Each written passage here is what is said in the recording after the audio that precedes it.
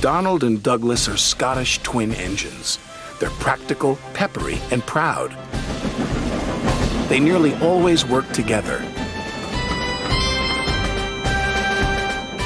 One day, Donald and Douglas were chuffing through the countryside, hauling a heavy load.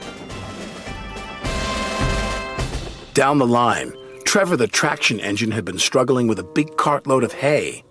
Crossing the tracks, the cart's wheels had broken off. Then Trevor heard a whistle. "Oh no!" Trevor cried. Donald could see the cart.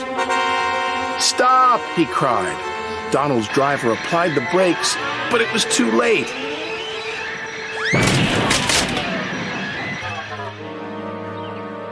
Luckily, no one was hurt. "Stop being pushy," Donald snapped. "Don't call me pushy," Douglas snapped back. "You shouldn't have pushed me into the cart," huffed Donald. "You pulled me, you mean," argued Douglas. "Didn't. Did. Did not. Did too." Before long, the track was cleared, and Donald and Douglas were on their way. The twins were so cross they refused to speak to each other for the rest of the day.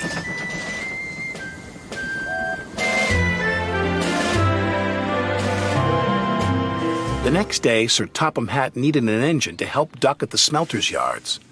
"May I go, sir?" said Donald eagerly. "I only need one engine," said Sir Topham Hatt, "not two." "I am only one engine, sir," said Donald, "and I would like to work with Duck." Sir Topham Hatt was surprised, but agreed. Thomas was worried. "Won't you miss one another?" he asked. "I know I'd miss Annie and Clarabelle. I'll work better on my own," sniffed Douglas. "I have work to do," huffed Donald.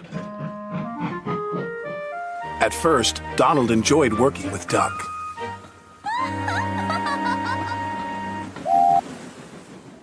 Then things started to go wrong. "Did you shunt those freight cars onto the other line?" Donald asked. "You said you wanted them on the other line," Duck replied. "Not that other line, the other line." Donald was cross. Douglas would have known what I meant. He huffed.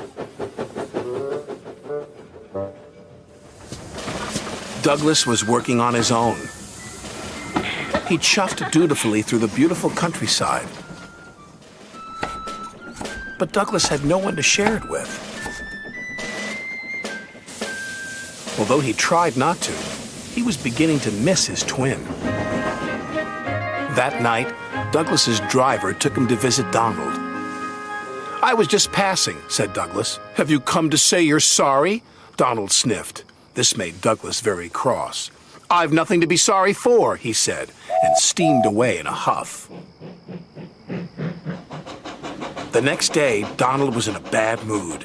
Duck could see he was getting too close to the buffers. "Look out!" Duck shouted, but it was too late. Donald's driver was very cross. "This wouldn't have happened if you were working with Douglas," he said.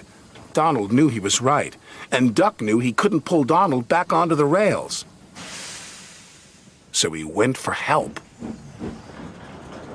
Douglas was sadly finishing his work as Duck steamed into the depot. "Donald is in trouble," said Duck. "Donald in trouble," Douglas cried. "I'm on my way!" And he steamed off as fast as he could.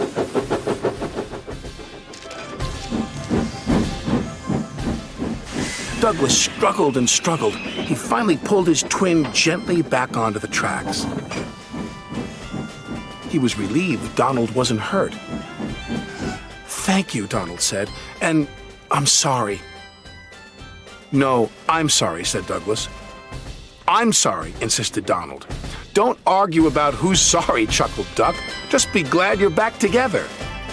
And they were.